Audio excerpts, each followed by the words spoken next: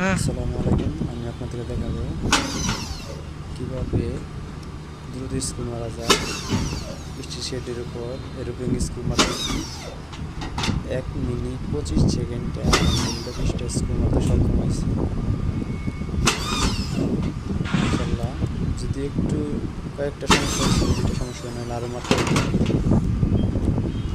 তো স্ক্রু মারা আত্মবিশ্বাসটা হয় মারতে মারতে, এত সহজে মারা যায় না।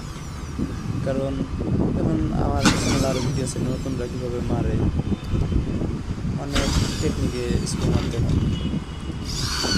তো আলহামদুলিল্লাহ মারতে পারছি। তো হাত ব্যথা হয়ে যায়, একদম হাতে ফসকা পড়ে যায় স্ক্রু মারতে। এত সহজ কাজ না, গায়ের জোর দিয়েও চাপ দেওয়া লাগে। মেশিন ভরলে খালি কাটে না, মারার অনেক সিস্টেম জানা লাগে।